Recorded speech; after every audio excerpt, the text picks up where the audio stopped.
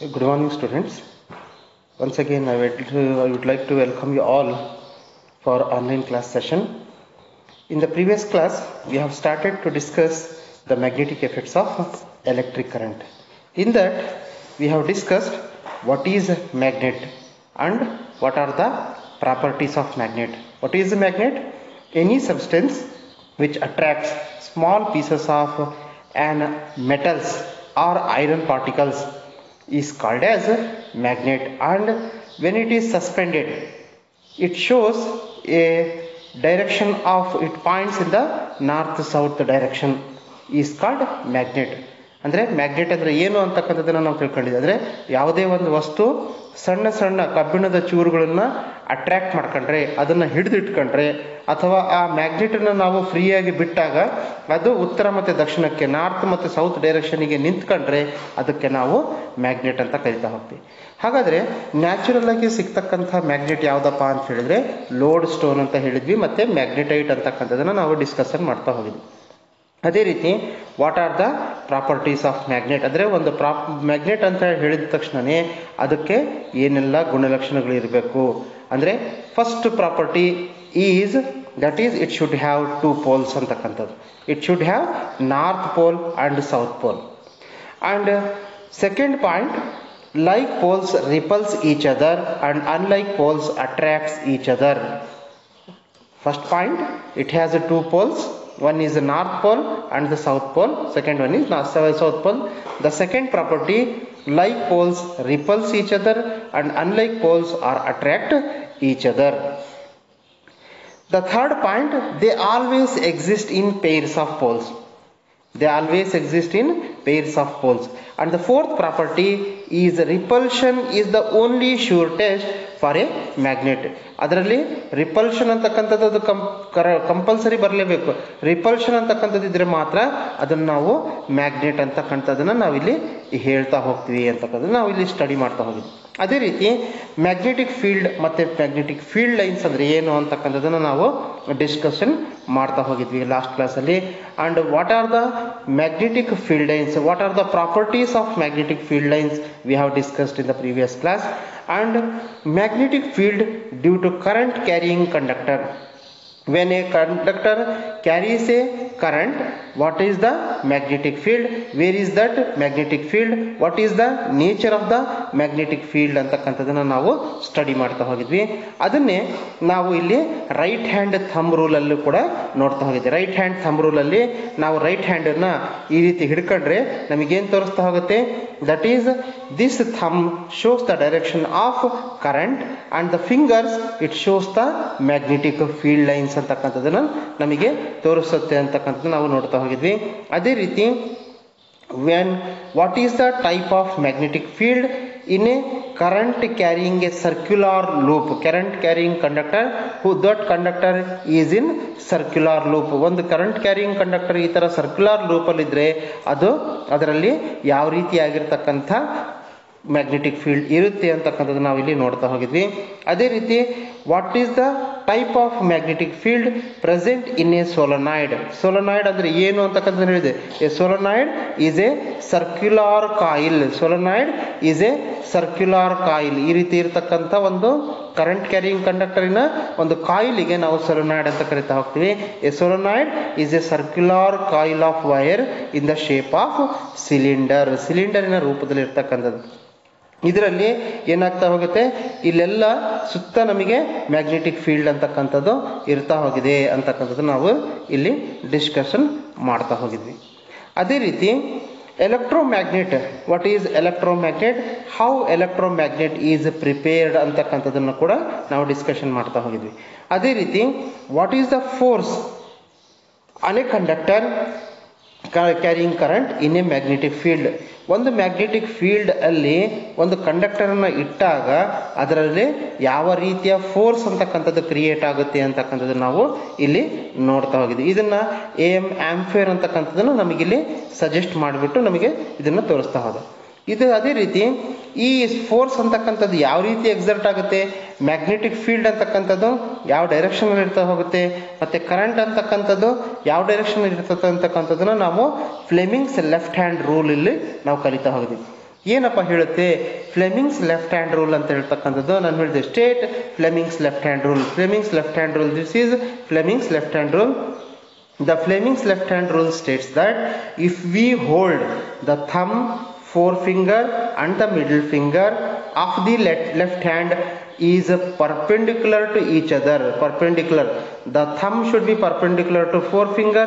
The forefinger is perpendicular to middle finger and the middle finger is perpendicular to forefinger. ಅಂತ ಹಿಡ್ಕೊಂಡಾಗ the four such that the forefinger points in the direction of magnetic field. This forefinger shows the direction of magnetic field. The middle finger shows the direction of current and the thumb shows the direction of the force ಅಂತಕ್ಕಂಥದ್ದನ್ನು ನಾವು ಇದನ್ನ ಕಲಿತಾ ಹೋಗಿದ್ವಿ. Next is ಇವತ್ತು electromagnetic induction ಅಂದ್ರೆ ಏನಪ್ಪಾ ಅಂತಕ್ಕಂಥದ್ದು ನಾವಿಲ್ಲಿ ನೋಡ್ತಾ ಹೋಗ್ಬೇಕು. ಇದನ್ನ ಎಲೆಕ್ಟ್ರೋಮ್ಯಾಗ್ನೆಟಿಕ್ ಇಂಡಕ್ಷನ್ ಅಂತಕ್ಕಂಥದ್ದನ್ನ ನಮಗೆ ಮೈಕಲ್ ಫ್ಯಾರಡೆ ಅಂತಕ್ಕಂಥದ್ದನ್ನು ಅವನು ಹೇಳ್ತಾ ಹೋಗ್ತಾನೆ. The motion of a magnet with respect to a coil. The motion of a magnet with respect to a coil. ಒಂದು ಕಾಯಿಲ್ ಇದೆ, ಇಲ್ಲಿ ನೀವು ನೋಡ್ತಾ ಹೋಗ್ಬೋದು. ಇಲ್ಲಿ ನಿಮಗೆ ಕಾಯಿಲ್ ಇದೆ ಒಂದು. ಈ ಕಾಯಿಲ್ ಏನಾಗಿದೆ? ಸ್ಟೇಷನರಿ ಆಗಿದೆ, ಅಂದ್ರೆ ಯಾವುದೇ ರೀತಿಯ ಮೂಮೆಂಟ್ ಅಂತಕ್ಕಂಥದ್ದಿಲ್ಲ. ಆದರೆ ಮ್ಯಾಗ್ನೆಟ್ ಅಂತಕ್ಕಂಥದ್ದು ಮೂಮೆಂಟ್ ಆಗ್ತಾ ಇದೆ, ಇನ್ ಆಗ್ತಾ ಇದೆ, ಮತ್ತೆ ಅದೇ ರೀತಿ ಔಟ್ ಆಗ್ತಾ ಇದೆ. The motion of a magnet with respect to a coil or change in the magnetic field induces a potential difference in the coil or it induces a current. This is called as electromagnetic induction. ಇಲ್ಲಿ ನಾವು ಏನು ಮಾಡ್ತಾ ಹೋಗ್ತೀವಿ? ಒಂದು ಕಾಯಿಲನ್ನು ತಗೊಂಡ್ಬಿಟ್ಟು ಆ ಕಾಯಿಲನ್ನು ಗೆಲೋನೋಮೀಟರ್ಗೆ ಕನೆಕ್ಷನ್ ಮಾಡಿರ್ತೀವಿ. It is connected to a galvanometer. This galvanometer shows deflection. ಆ ಗೆಲೋನೋಮೀಟರ್ ಡಿಫ್ಲೆಕ್ಷನ್ ತೋರಿಸುತ್ತೆ ಯಾವಾಗ? When the magnet is inserted in. ಆ ಕಾಯಿಲಿನ ಒಳಗಡೆ ನಾವು ಮ್ಯಾಗ್ನೆಟನ್ನು ಇನ್ಸರ್ಟ್ ಮಾಡಿದಾಗ ಇಟ್ ಶೋಸ್ ಎ ಡಿಫ್ಲೆಕ್ಷನ್. ಆ ಕಡೆ ನಮಗೆ ಲೆಫ್ಟ್ ಹ್ಯಾಂಡ್ ಸೈಡಲ್ಲಿ ಡಿಫ್ಲೆಕ್ಷನ್ ಅಂತಕ್ಕಂಥದ್ದು ತೋರಿಸ್ತಾ ಇದೆ. ಅದೇ ರೀತಿ ಒಳಗಡೆ ಹೋಗಿರ್ತಕ್ಕಂಥ ಮ್ಯಾಗ್ನೆಟನ್ನು ಹೊರಗಡೆ ಔಟ್ ಮಾಡಿದಾಗ ಏನಾಗ್ತಾ ಇದೆ? Deflection is towards right hand side. ಇದೇ ರೀತಿ ಮೂಮೆಂಟನ್ನು ಇನ್ನು ಔಟ್ ಮಾಡ್ತಾ ಇದ್ರೆ ನಾವು ಈ ಮ್ಯಾಗ್ನೆಟ್ ಅಂತಕ್ಕಂಥದ್ದು ಡಿಫ್ಲೆಕ್ಷನ್ ಅಂತಕ್ಕಂಥದ್ದು ಲೆಫ್ಟ್ ಹ್ಯಾಂಡ್ ಸೈಡ್ ಮತ್ತು ರೈಟ್ ಹ್ಯಾಂಡ್ ಸೈಡ್ ಅಂತಕ್ಕಂಥ ಡಿಫ್ಲೆಕ್ಷನ್ ತೋರಿಸುತ್ತೆ. ಈ ಕಾಯಿಲ್ ಮತ್ತು ಮ್ಯಾಗ್ನೆಟ್ ಎರಡು ಸ್ಟೇಷನರಿಗೆ ಇಟ್ಟರೆ ದಿರ್ ಇಸ್ ನೋ ಡಿಫ್ಲೆಕ್ಷನ್. ಅಂದರೆ ಮ್ಯಾಗ್ನೆಟಿಕ್ ಫೀಲ್ಡ್, ಈ ಮ್ಯಾಗ್ನೆಟ್ ಇದೆಯಪ್ಪ ಅಂತ ಹೇಳಿದ್ರೆ ಇದರ ಮ್ಯಾಗ್ನೆಟಿನ ಸುತ್ತ ನಮಗೆ ಮ್ಯಾಗ್ನೆಟಿಕ್ ಫೀಲ್ಡ್ ಅಂತಕ್ಕಂಥದ್ದು ಇದೆ ಅಂತ ಹೇಳಿದ್ವಿ ನಾವು. ಈ ಮ್ಯಾಗ್ನೆಟಿಕ್ ಫೀಲ್ಡ್ ಅನ್ನು ನಾವು ಚೇಂಜ್ ಮಾಡಿದಾಗ ಏನಾಗ್ತಾ ಹೋಗುತ್ತೆ?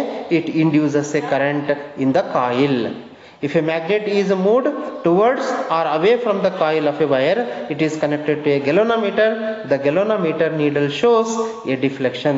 This shows that the current is induced in the coil due to the motion of the magnet. Motion of the magnet ಆಗೋದ್ರಿಂದ, ಮ್ಯಾಗ್ನೆಟ್ ಮೂವ್ಮೆಂಟ್ ಆಗೋದ್ರಿಂದ ಏನಾಗ್ತಾ ಇದೆ? ಕರೆಂಟ್ ಅಂತಕ್ಕಂಥದ್ದು ಬರ್ತಾ ಇದೆ. ಅದರಲ್ಲಿ ಈ ಕಾಯಿಲಲ್ಲಿ ಕರೆಂಟ್ ಬರ್ತಾ ಇದೆ. ಇದನ್ನ ನಾವು ಮನೆಯಲ್ಲೂ ಕೂಡ ನೋಡ್ಬೋದು. ಆದರೆ ನಮಗೆ ಗೆಲೋನೋಮೀಟರ್ ಅಂತಕ್ಕಂಥದ್ದು ಇರಬೇಕು. ಗೆಲೋನೋಮೀಟರ್ ಇದ್ರೆ ಗೆಲೋನೋಮೀಟರ್ಲಿ ನಾವು ಇದನ್ನ ಕನೆಕ್ಷನ್ ಮಾಡಿಬಿಟ್ಟು ಒಂದು ತಾಮ್ರದ ವೈರನ್ನು ತಗೊಂಡ್ಬಿಟ್ಟು ಆ ತಾಮ್ರದ ವೈರನ್ನ ಕಾಯಿಲ್ ಸೋಲನಾಯ್ಡ್ ಥರ ಸುತ್ತಬಿಟ್ಟು ಅದರ ಮಧ್ಯದಲ್ಲಿ ಒಂದು ಮ್ಯಾಗ್ನೆಟನ್ನು ನಾವು ಮೂಮೆಂಟ್ ಮಾಡಿದರೆ ಏನಾಗ್ತಾ ಹೋಗುತ್ತೆ? ಕರೆಂಟ್ ಬರ್ತಾ ಇರುತ್ತೆ. ಆ ಕರೆಂಟ್ ಬರ್ತಾ ಇದೆಯೋ ಇಲ್ಲೋ ಅಂತಕ್ಕಂಥದ್ದನ್ನು ನಾವು ಚೆಕ್ ಮಾಡೋದಕ್ಕೆ ಏನು ಮಾಡಬೇಕು? ಗೆಲೋನೋಮೀಟರ್ಲಿ ನಾವು ನೋಡಿದ್ರೆ ಗೆಲೋನೋಮೀಟರ್ ಶೋಸ್ ಡಿಫ್ಲೆಕ್ಷನ್. ಅರ್ಥ ಆಯ್ತಾ? What is electromagnetic induction?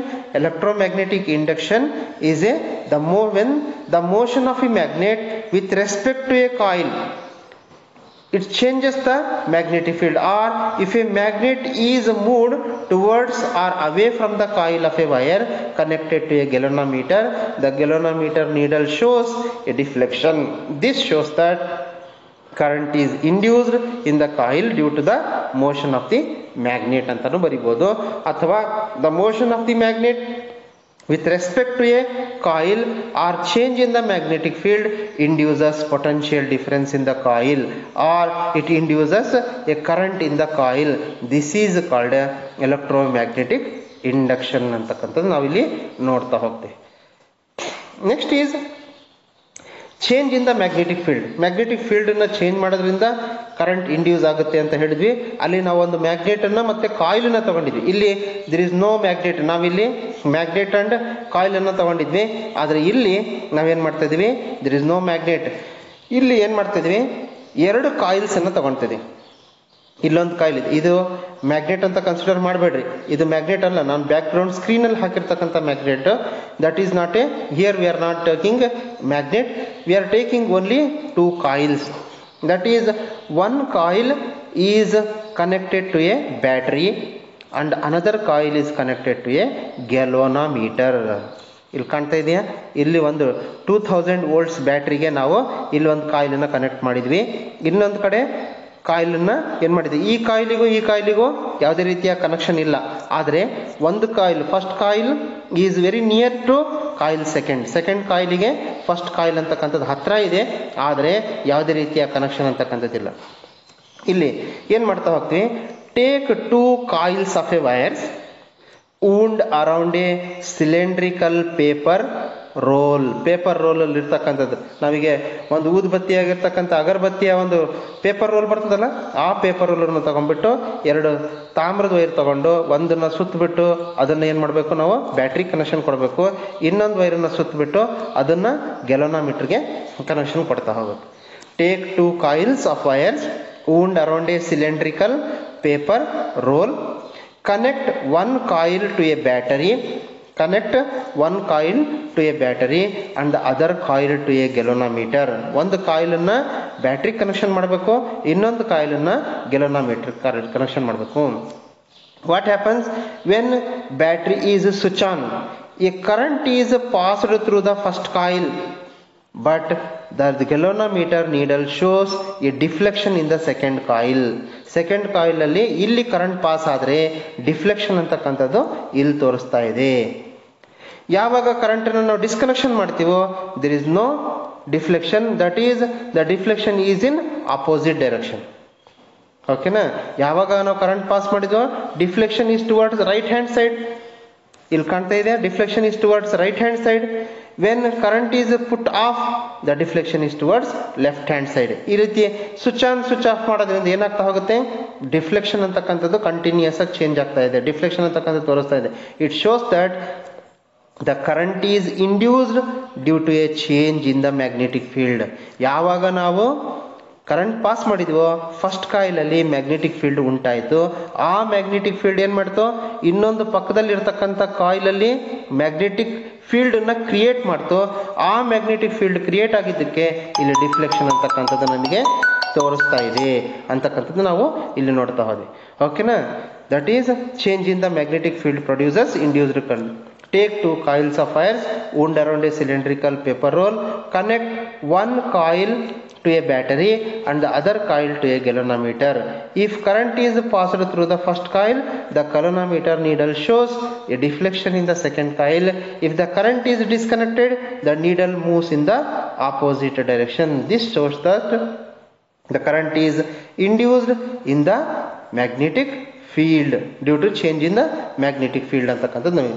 ಇದನ್ನ ಫ್ಲೆಮಿಂಗ್ಸ್ ಲೆಫ್ಟ್ ಹ್ಯಾಂಡ್ ರೂಲ್ ಇಂದ ನಾವು ತಿಳ್ಕೊಂತ ಹೋಗ್ತೀವಿ. What Fleming's left hand rule States that the Fleming's right hand rule ಇಂದ ನಾವು ತಿಳ್ಕೊಂತ ಹೋಗ್ತೀವಿ. The Fleming's right hand rule States that if we hold the thumb, forefinger and the middle finger is perpendicular to each other such that the thumb points in the direction of motion of conductor and the forefinger shows the direction of the magnetic field and the middle finger shows the direction of induced current. Current ಎಲ್ಲಿ induce ಆಗಿದೆ ಅಂತಕ್ಕಂಥದ್ದನ್ನು ನಮಗೆ middle finger ತೋರಿಸ್ತಾ ಹೋಗುತ್ತೆ. Magnetic field ಎಲ್ಲಿ create ಆಗಿದೆ ಅಂತಕ್ಕಂಥದ್ದನ್ನು ನಮಗೆ ಫೋರ್ ಫಿಂಗರ್ ತೋರಿಸ್ತಾ ಹೋಗುತ್ತೆ. ಅದೇ ರೀತಿ ಮೋಷನ್ ಆಫ್ ದಿ ಫೋರ್ಸ್ ಯಾವ ಕಡೆ ಇದೆ ಅಂತಕ್ಕಂಥದ್ದನ್ನು ನಮಗೆ thumb, it shows the direction of the force by the thumb. ಓಕೆನಾ, once again I will repeat it again. The Fleming's right hand rule states that if we hold the thumb, forefinger and middle finger of the right hand is perpendicular to each other, the thumb points in the direction of motion of the conductor, the forefinger points in the direction of the magnetic field, and the middle finger shows the direction of the induced current ಅಂತಕ್ಕಂಥದ್ದು ತೋರಿಸ್ತಾರೆ. ಅರ್ಥ ಆಯ್ತಾ? The Fleming's right hand rule states that if you hold the thumb, forefinger and the middle finger of the right hand is perpendicular to each other such that the thumb points in the direction of the motion of the conductor, the forefinger points in the direction of the magnetic field, the middle finger shows the direction of induced current. Next is, what is direct and alternating current? What is a direct current, and another one is what is alternating current. What is, first we will discuss what is a direct current. A current that always flows in one direction. The current that always flows in one direction, like this, that always flows in one direction in straight line, okay na, is called direct current. What is the direct current? A current that always flows in one direction, such current is called as direct current. Example, the current we get from batteries, battery or shell, whatever we are getting the current. ಒಂದು ಶೆಲ್ಲಿಂದ ನಮಗೇನು current ಬರ್ತದಲ್ಲ, ನಾವು ಟಾರ್ಚಲ್ಲಿ ಹಾಕ್ತಕ್ಕಂಥ shell ಆಗಿರ್ಬೋದು, ಒಂದು ಬ್ಯಾಟ್ರಿಯಿಂದ ಬರ್ತಕ್ಕಂಥ shell ಆಗಿರ್ಬೋದು, they are all called as direct current. The another one is alternating current. A current, what is alternating current? A current that reverses its direction. The current, it reverses its direction periodically, continuously, periodically is called alternating current. A current, it changes its current, or it that reverses its direction of the current periodically is called as alternating current. Most of the power stations in our country produces this alternating current. ಎಷ್ಟು ನಮ್ಮ ದೇಶದಲ್ಲಿ ಇರ್ತಕ್ಕಂಥ power stations ಎಲ್ಲದರಲ್ಲೂ ಕೂಡ ನಾವು alternating ಕರೆಂಟನ್ನು ಹೆಚ್ಚಾಗಿ ನಾವು ಬಳಕೆ ಮಾಡ್ತಾ ಹೋಗ್ತೀವಿ. ಇದರ ಆಲ್ಟರ್ನೇಟಿಂಗ್ ಕರೆಂಟಲ್ಲಿ ಡೈರೆಕ್ಷನ್ ಅಂತಕ್ಕಂಥದ್ದು ಹೆಂಗೆ ಚೇಂಜ್ ಆಗುತ್ತಪ್ಪ ಅಂತ ಹೇಳಿದ್ರೆ 1/100 ಸೆಕೆಂಡ್, ಅಂದರೆ 100ನೇ ಭಾಗ, 1 ಸೆಕೆಂಡಿನ 100ನೇ ಭಾಗಕ್ಕೆ ಅಷ್ಟು ಟೈಮಲ್ಲಿ ಇದರ ಫ್ರೀಕ್ವೆನ್ಸಿ, ಇದರ ಡೈರೆಕ್ಷನ್ ಅಂತಕ್ಕಂಥದ್ದು ಕಂಟಿನ್ಯೂಸ್ ಆಗಿ ಚೇಂಜ್ ಆಗ್ತಾ ಹೋಗುತ್ತೆ. ಮತ್ತು ಇದರ ಫ್ರೀಕ್ವೆನ್ಸಿ, ಇದರ ಸ್ಪೀಡ್ ಅಂತಕ್ಕಂಥದ್ದು 50 ಹರ್ಟ್ಸ್ ಅಂತಕ್ಕಂಥದ್ದು ಇರ್ತಾ ಹೋಗುತ್ತೆ. ಓಕೆನಾ? ಒಂದು ಅಡ್ವಾಂಟೇಜ್ ಯಾಕಪ್ಪ most of the power stations ಎಲ್ಲವೂ ಕೂಡ ಆಲ್ಟರ್ನೇಟಿಂಗ್ ಕರೆಂಟ್, ಎ ಸಿ ಕರೆಂಟನ್ನೇ ನಾವು ಹೆಚ್ಚಾಗಿ ಉತ್ಪತ್ತಿ ಮಾಡ್ತೀವಿ, ಡಿ ಸಿ ಕರೆಂಟ್ ಯಾಕೆ ಮಾಡೋದಿಲ್ಲ ಅಂತ ಹೇಳಿದ್ರೆ, ಬಿಕಾಸ್ ಎ ಸಿ ಕರೆಂಟನ್ನು ನಾವು ಒಂದು ಕಡೆಯಿಂದ ಇನ್ನೊಂದು ಕಡೆಗೆ ಎಷ್ಟು ದೂರ ಬೇಕಾದರೂ ನಾವು ಡಿಸ್ಟೆನ್ಸಲ್ಲಿ ಅದನ್ನು ನಾವು ಟ್ರಾನ್ಸ್ಫರ್ ಮಾಡ್ಬೋದು without much loss of energy. ಇದನ್ನು ಟ್ರಾನ್ಸ್ಫರ್ ಮಾಡಬೇಕಾದ್ರೆ ಜಾಸ್ತಿ ನಮಗೆ ಎನರ್ಜಿ ಅಂತಕ್ಕಂಥದ್ದು ಲಾಸ್ ಆಗೋದಿಲ್ಲ. ಆದರೆ ಡಿ ಸಿ ಕರೆಂಟನ್ನು ನಾವು ಬಹಳ ದೂರ ನಾವು ಟ್ರಾನ್ಸ್ಫರ್ ಮಾಡೋದಕ್ಕೆ ಆಗೋದಿಲ್ಲ ಅಂತಕ್ಕಂಥದ್ದನ್ನು ನಾವಿಲ್ಲಿ ನೋಡ್ತಾ ಹೋಗ್ತೀವಿ. ಅದೇ ರೀತಿ ಹಾಗಾದರೆ ಡೊಮೆಸ್ಟಿಕ್ ಎಲೆಕ್ಟ್ರಿಕ್ ಸರ್ಕ್ಯೂಟ್ ಯಾವ ರೀತಿ ಇರ್ತದೆ? ಡೊಮೆಸ್ಟಿಕ್ ಎಲೆಕ್ಟ್ರಿಕ್ ಸರ್ಕ್ಯೂಟ್ಸಲ್ಲಿ ಎರಡು ರೀತಿಯಾಗಿರ್ತಕ್ಕಂಥ ಎರಡು ಮೇನ್ಸಿಂದ ನಮಗೆ ಬರ್ತಾ ಹೋಗುತ್ತೆ. ಮೇನ್ಸಿಂದ ನಮಗೆ ಕರೆಂಟ್ ಅಂತಕ್ಕಂಥದ್ದು ಬರ್ತಾ ಹೋಗುತ್ತೆ. ಅದರಲ್ಲಿ 2 ವೈರ್ಸ್ ಅಂತಕ್ಕಂಥವು ಇರ್ತಾ ಹೋಗುತ್ತೆ. ಒಂದನೇ ವೈರು ಲೈವ್ ವೈರ್ ಅಂತ ಕರಿತಾ ಹೋಗ್ತೀವಿ, ಅದನ್ನು ಪಾಸಿಟಿವ್ ವೈರ್ ಅಂತ ಕರಿತಾ ಹೋಗ್ತೀವಿ. One wire is live wire, that is positive wire with red insulation. ನೀವು ನೋಡ್ತಿರ್ಬೋದು ರೆಡ್ ಕಲರ್ ಇದೆ, this is called as live wire ಅಥವಾ ಪಾಸಿಟಿವ್ ವೈರ್ ಅಂತ ಕರಿತಾ ಹೋಗ್ತೀವಿ. Another one is neutral wire, that is coated with negative wire ಅಂತ ಕರಿತೀವಿ. that is one positive, another one is negative wire. The positive wire is insulated with red color and the negative wire is insulated with black insulation. And the potential difference, ಇವೆರಡರ ಮಧ್ಯದಲ್ಲಿ ಇರ್ತಕ್ಕಂಥ potential difference ಎಷ್ಟಿರುತ್ತಪ್ಪ ಅಂತ ಹೇಳಿದ್ರೆ it is around 220 volts. Exam ಅಲ್ಲಿ ಕೇಳ್ತಾರೆ, ಓಕೆನಾ? What is the potential difference of the domestic electric circuit? ಎಷ್ಟಿರುತ್ತದೆ? 220 volts ಅಂತಕ್ಕಂಥದ್ದು. ನಮ್ಮ ಮನೆಗಳಿಗೆ ಬರ್ತಕ್ಕಂಥ ಕರೆಂಟಲ್ಲಿ ಪೊಟೆನ್ಷಿಯಲ್ ಡಿಫರೆನ್ಸ್ ಎಷ್ಟಿದೆ? 220 volts ಅಂತಕ್ಕಂಥದ್ದು. ಇನ್ನೊಂದು ವೈರ್ ಇದೆ, ದಟ್ ಈಸ್ ಗ್ರೀನ್ ಇನ್ಸುಲೇಷನ್ ಇರ್ತಕ್ಕಂಥದ್ದು, ದಟ್ ಈಸ್ ಕಾಲ್ಡ್ ಆಸ್ ನಾವು ಅರ್ಥಿಂಗ್ ವೈರ್ ಅಂತ ಕರಿತಾ ಹೋಗ್ತೀವಿ. ಅಥವಾ ನೀವು ಇದನ್ನ ಅರ್ಥಿಂಗ್ ಯಾವುದಾದ್ರೂ ಮೆಟಲ್ಸ್ ಇಕ್ವಿಪ್ಮೆಂಟ್ಸ್ ಇದ್ರೆ ಎ ಸಿ ಆಗಿರ್ಬೋದು, ಐರನ್ ಬಾಕ್ಸ್ ಆಗಿರ್ಬೋದು, ಅಂಥವಕ್ಕೆ ನಾವು ಫ್ಯಾನ್ಸ್ಗಳಿಗೆ ಅದಕ್ಕೆಲ್ಲ ಈ ಐರನ್ ಆರ್ಟಿಕಲ್ಸ್ಗೆ ಇದನ್ನ ಈ ವೈರನ್ನು ಕನೆಕ್ಟ್ ಮಾಡಿರ್ತಾರೆ. That is goes to that is a earthing wire ಅಂತಕ್ಕಂಥದ್ದನ್ನ ನಾವು ಭೂಮಿಯಲ್ಲಿ ಅದನ್ನ ಬಿಟ್ಟಿರ್ತೀವಿ. ಆ್ಯಂಡ್ ಎರಡು ಸಪ್ರೇಟ್ ಸರ್ಕ್ಯೂಟ್ಸನ್ನು ನಾವು ಯೂಸ್ ಮಾಡ್ತಾ ಹೋಗ್ತೀವಿ ಮನೆಯಲ್ಲಿ. ಒನ್ ಈಸ್ 15 ಆಂಪಿಯರ್ಸ್ ಇರ್ತಕ್ಕಂಥದ್ದು, ಇನ್ನೊಂದು 5 ಆಂಪಿಯರ್ಸ್ ಇರ್ತಕ್ಕಂಥದ್ದು. 15 ಆಂಪಿಯರ್ಸನ್ನು ನಾವು ಎದಕ್ಕೆ ಯೂಸ್ ಮಾಡ್ತೀವಪ್ಪ ಅಂತ ಹೇಳಿದ್ರೆ, ಹೈ ಪವರ್ ಇರ್ತಕ್ಕಂಥ ಗೀಸರ್ ಆಗಿರ್ಬೋದು, ಏರ್ ಕಂಡೀಷನ್ AC ಆಗಿರ್ಬೋದು, ಮತ್ತು ಬೇರೆ ಬೇರೆ ಆಗಿರ್ತಕ್ಕಂಥ ಇಕ್ವಿಪ್ಮೆಂಟ್ಸಿಗೆ ಹೆಚ್ಚಿನ ಪವರ್ ಬೇಕಾಗಿರ್ತಕ್ಕಂಥ 15 ಆಂಪಿಯರ್ಸ್ ಕರೆಂಟನ್ನು ಯೂಸ್ ಮಾಡ್ತಾ ಹೋಗ್ತೀವಿ. ಇನ್ನೊಂದು 5 ಆಂಪಿಯರ್ ಕರೆಂಟ್ಸ್, ಮನೆಯಲ್ಲಿ ಫ್ಯಾನ್ ಇದೆ, ಬಲ್ಬ್ಸ್ ಇದ್ದಾವೆ, ಮಿಕ್ಸರ್ ಇದೆ, ಗ್ರೈಂಡರ್ ಇದೆ, ಇದಕ್ಕೆಲ್ಲವಕ್ಕೂ ಕೂಡ ನಾವು ಗ್ರೈಂಡರ್ ಬೇಕಂದ್ರೆ ದೊಡ್ಡದಿದ್ರೆ ಗ್ರೈಂಡರು 15 ಆಂಪಿಯರ್ಸ್ ಬೇಕಾಗುತ್ತೆ. ಚಿಕ್ಕದಿದೆಯಪ್ಪ ಅಂತ ಹೇಳಿದ್ರೆ 5 amperes current is more than enough ಅಂತಕ್ಕಂಥದ್ದನ್ನು ನಾವು ನೋಡ್ತಾ ಹೋಗ್ತೀವಿ. ಇವೆಲ್ಲವನ್ನು ಕೂಡ ಹೆವಿ ಮೆಟಾಲಿಕ್ ಬಾಡಿ ಇರ್ತಕ್ಕಂಥದ್ದು, ಎಲೆಕ್ಟ್ರಿಕ್ ಐರನ್ ಆಗಿರ್ಬೋದು, ರೆಫ್ರಿಜಿರೇಟರ್ಸ್ ಇರ್ತಕ್ಕಂಥವು, ಇವನ್ನೆಲ್ಲವಕ್ಕೂ ನಾವು ಅರ್ಥಿಂಗ್ ಅನ್ನ ಕೊಟ್ಟಿರ್ತೀವಿ. ಯಾಕಂತ ಹೇಳಿದ್ರೆ ಅರ್ಥಿಂಗ್ ಕರೆಂಟ್ ಏನಾಗ್ತಾ ಹೋಗುತ್ತೆ, ಮೆಟಾಲಿಕ್ ಇಕ್ವಿಪ್ಮೆಂಟ್ಸಿಗೆ ಕೊಟ್ಟಾಗ ಅದರಲ್ಲಿ ಎಲೆಕ್ಟ್ರಿಕ್ ಕರೆಂಟ್ ಅಂತಕ್ಕಂಥದ್ದು ಲೀಕೇಜ್ ಆಗ್ತಿರ್ತದೆ. ಆ ಲೀಕ್ ಆಗಿರ್ತಕ್ಕಂಥ ಕರೆಂಟ್ ಡೈರೆಕ್ಟ್ ಆಗಿ ಭೂಮಿಗೆ ಹೋಗೋದ್ರಿಂದ, ಅರ್ಥಿಂಗ್ ಆಗೋದ್ರಿಂದ ಎಲೆಕ್ಟ್ರಿಕ್ ಶಾಕ್ ಅಂತಕ್ಕಂಥದ್ದು ನಮಗೆ ಆಗೋದಿಲ್ಲ ಅಂತಕ್ಕಂಥದ್ದನ್ನ ನಾವಿಲ್ಲಿ ನೋಡ್ತಾ ಇದ್ದೀವಿ. This is called as domestic electric circuit. ಎಕ್ಸಾಮಲ್ಲಿ ಡಯಾಗ್ರಾಮ್ ಕೇಳಿದ್ರೆ ಈ ರೀತಿ ನಾವು ಎರಡು ವೈರ್ ಇರ್ತಾ ಹೋಗುತ್ತೆ. ಒಂದು ಪಾಸಿಟಿವ್ ವೈರ್, ಇನ್ನೊಂದು negative wire. Positive wire is live wire, negative wire is neutral wire. Positive wire is insulated with red tape and the negative wire is insulated by black coating ಅಂತಕ್ಕಂಥದ್ದು. Another wire is that is ಯಾವುದು earthing wire ಅಂತಕ್ಕಂಥದ್ದನ್ನು ನಾವು ಹೇಳ್ತಾ ಹೋಗ್ತೀವಿ. ಇಲ್ಲಿ ಎರಡು ರೀತಿಯ domestic electric circuit ಅಲ್ಲಿ ಪೊಟೆನ್ಷಿಯಲ್ ಡಿಫರೆನ್ಸ್ ಎಷ್ಟಿರುತ್ತದೆ, 220 ವೋಲ್ಟ್ಸ್ ಅಂತ ಹೇಳ್ತಾ ಹೋಗಿದ್ವಿ. ಎರಡು ರೀತಿಯಾಗಿರ್ತಕ್ಕಂಥ ಎಲೆಕ್ಟ್ರಿಕ್ ಸರ್ಕ್ಯೂಟ್ಸ್ ಅನ್ನು, 2 ಸಪರೇಟ್ ಸರ್ಕ್ಯೂಟ್ಸ್ ಅನ್ನು ಯೂಸ್ ಮಾಡ್ತಾ ಹೋಗ್ತೀವಿ. ಒಂದು 15 ಆಂಪಿಯರ್ಸ್, ಇನ್ನೊಂದು 5 ಆಂಪಿಯರ್ಸ್ ಕರೆಂಟ್ ಅಂತಕ್ಕಂಥದ್ದು ನಾವಿಲ್ಲಿ ನೋಡ್ತಾ ಹೋದ್ವಿ. ಅದೇ ರೀತಿ ಎಲೆಕ್ಟ್ರಿಕ್ ಫ್ಯೂಸ್ ಅಂತಕ್ಕಂಥದ್ದು. ಎಲೆಕ್ಟ್ರಿಕ್ ಫ್ಯೂಸ್ ಅಂತಕ್ಕಂಥದ್ದು ಏನಪ್ಪ? ಎಲೆಕ್ಟ್ರಿಕ್ ಫ್ಯೂಸ್ ಅಂದ್ರೆ ಏನು? Electric fuse is a safety device used in electric circuits to protect the circuit and appliances from damage due to overloading and short circuit. ಕೇಳ್ತಾರೆ ಎಕ್ಸಾಮ್ ಅಲ್ಲಿ, what is electric fuse? Electric fuse is a safety device. ಅದೊಂದು safety device used in electric circuit. Electric circuits ಅಲ್ಲಿ ನಾವು ಬಳಕೆ ಮಾಡ್ತಾ ಹೋಗ್ತೀವಿ. ಯಾಕೆ? To protect the circuits ಅನ್ನ ನಾವು ಪ್ರೊಟೆಕ್ಟ್ ಮಾಡೋದಕ್ಕೆ, ಮತ್ತೆ ಅಪ್ಲಯನ್ಸಸ್ ನಮ್ಮ ಮನೆಯಲ್ಲಿರ್ತಕ್ಕಂಥ ವಸ್ತುಗಳನ್ನ ಪ್ರೊಟೆಕ್ಟ್ ಮಾಡೋದಕ್ಕೆ ಇದನ್ನ ಯೂಸ್ ಮಾಡ್ತಾ ಹೋಗ್ತೀವಿ. ಫ್ರಮ್ ಡ್ಯಾಮೇಜ್, ಅದು ಡ್ಯಾಮೇಜ್ ಆಗಬಾರ್ದು, due to overloading and short circuit. Overload ಆಗೋದ್ರಿಂದ ಮತ್ತೆ ಶಾರ್ಟ್ ಸರ್ಕ್ಯೂಟ್ ಆಗೋದ್ರಿಂದ ಇದನ್ನ ನಾವು ತಡೆ ಹಿಡ್ತೇವೆ. It is a wire. ಹಾಗಾದ್ರೆ ಎಲೆಕ್ಟ್ರಿಕ್ ಫ್ಯೂಸ್ ಅನ್ನೋದ್ರಿಂದ it is a wire having high resistance and low melting point.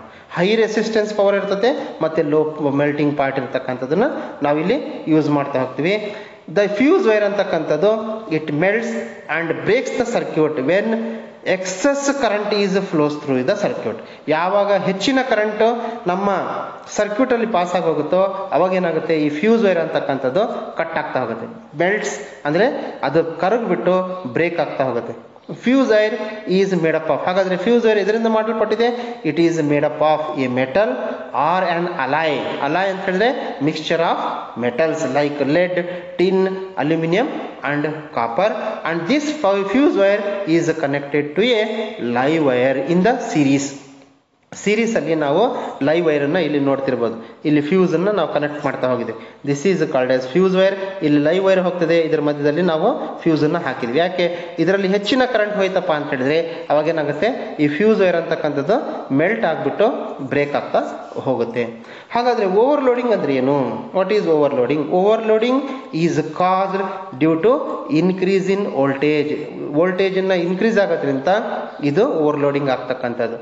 If the live wire and the neutral wire comes in contact, ಅಥವಾ ಲೈವ್ ವೈರ್ ಮತ್ತೆ neutral wire ಎರಡು ಬಂದ್ಬಿಟ್ಟು joint ಆಗುತ್ತೆ. ಒಂದು live wire ಹೋಗುತ್ತೆ, ಇನ್ನೊಂದು neutral wire ಹೋಗುತ್ತೆ. ಇವೆರಡು ಬಂದು ಸೇರ್ಕೊಂಡ್ಬಿಟ್ರೆ ಏನಾಗುತ್ತೆ, ಓವರ್ಲೋಡಿಂಗ್ ಆಗ್ಬಿಡ್ತದೆ. ಓವರ್ಲೋಡಿಂಗ್ ಆಗ್ಬಿಟ್ಟು ನಮಗೆ ಸಿಂಗಲ್ ಸಾಕೆಟ್ಗೆ ಇದು ಆಗೋದ್ರಿಂದ ಆಗ್ತಾ ಹೋಗುತ್ತೆ. ಅಥವಾ ಒಂದು ಸಾಕೆಟ್ ಇದೆಯಪ್ಪ ಈ ರೀತಿ, ಒಂದು ನಮ್ಮನೇಲಿ ನೋಡಿರ್ಬೇಕು ನೀವು, ಈ ತರ ಸಾಕೆಟ್ಸ್ ಇರ್ತವೆ. ಇದಕ್ಕೆ ನಾವೇನ್ ಮಾಡಿರ್ತೀವಿ, ಒಂದು ಇದರಲ್ಲೇ ನಾವು ಇನ್ನೊಂದು 3 ಪಿನ್ ಸ್ವಿಚ್ ಅನ್ನು ಹಾಕಿರ್ತೀವಿ ಅಥವಾ 5 ಪಿನ್ ಸ್ವಿಚ್ ಅನ್ನು ಹಾಕಿರ್ತೀವಿ. ಒಂದ್ ಕಡೆ ಟಿವಿ ಕನೆಕ್ಷನ್, ಒಂದ್ ಕಡೆ ಫೋನ್ ಇದು ಯಾವುದು ಮೊಬೈಲ್ ರೀಚಾರ್ಜ್ ಕನೆಕ್ಷನ್, ಇನ್ನೊಂದು ಫ್ಯಾನಿನ್ ಕನೆಕ್ಷನ್, ಇನ್ನೊಂದು ಬಲ್ಬ್ ಇನ್ ಕನೆಕ್ಷನ್. ಈ ರೀತಿ ಮಲ್ಟಿಪಲ್ ಕನೆಕ್ಷನ್ಸ್ ಅನ್ನ ಕೊಡೋದ್ರಿಂದ ಏನಾಗ್ತಾ ಹೋಗುತ್ತೆ, ಓವರ್ಲೋಡಿಂಗ್ ಆಗ್ತಕ್ಕಂಥದ್ದು, ಓವರ್ ಹೀಟಿಂಗ್ ಆಗಿಬಿಟ್ಟು ಆ ಸರ್ಕ್ಯೂಟ್ ಡ್ಯಾಮೇಜ್ ಆಗ್ತಕ್ಕಂಥದ್ದನ್ನು ನಾವು ನೋಡ್ತಾ ಹೋಗ್ತೀವಿ. ಅದೇ ರೀತಿ ಇನ್ನೊಂದು ಇದೆ, ಯಾವುದಪ್ಪ ಅಂತ ಹೇಳಿದ್ರೆ that is a short circuit. Short circuit ಅಂದ್ರೆ ಏನು?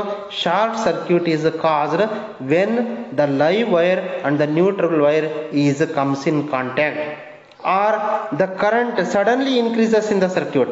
If the current is suddenly increases in the circuit, then it causes ಏನಾಗ್ತಾ ಹೋಗುತ್ತೆ, ಅಲ್ಲಿ ಬೆಂಕಿ ಬರ್ತಾ ಹೋಗುತ್ತೆ, ಸ್ಪಾರ್ಕ್ಸ್ ಬರ್ತಾ ಹೋಗ್ತವೆ, ಬೆಂಕಿ ಬರ್ತವೆ. ನೀವು ನೋಡಿರ್ಬೇಕು ಬಹಳಷ್ಟು ಟೈಮಲ್ಲಿ ನಾವು ಹೊರಗಡೆ ಹಾಕಿರ್ತಕ್ಕಂಥ ಮೇನ್ ಲೈನ್ಸ್ ಅಲ್ಲಿ ಬೆಂಕಿ ಬರ್ತಕ್ಕಂಥದ್ದು, ಸ್ಪಾರ್ಕ್ಸ್ ಬರ್ತಕ್ಕಂಥದ್ದು ನೋಡ್ತಿರ್ತೀವಿ. ಯಾಕಪ್ಪ ಅಂತ ಹೇಳಿದ್ರೆ ಒಂದೊಂದ್ಸರಿ ಏನಾಗುತ್ತೆ, ಅದರಲ್ಲಿ ಹೆಚ್ಚಿನ ಕರೆಂಟ್ ಪಾಸ್ ಆದಾಗ ಅಥವಾ ಲೈವ್ ವೈರ್ ಮತ್ತೆ ನ್ಯೂಟ್ರಲ್ ವೈರ್ ಎರಡೂ ಕೂಡ ಬಂದು ಜಾಯಿಂಟ್ ಆದಾಗ ಈ ರೀತಿ ಆಗ್ತಕ್ಕಂಥದ್ದನ್ನ ನಾವು ಇಲ್ಲಿ ನೋಡ್ತಾ ಹೋಗ್ತೀವಿ. ಇದಿಷ್ಟು ಕೂಡ whatever we have discuss that is a magnetic effects of electric current ಅಂತಕ್ಕಂಥದ್ದು.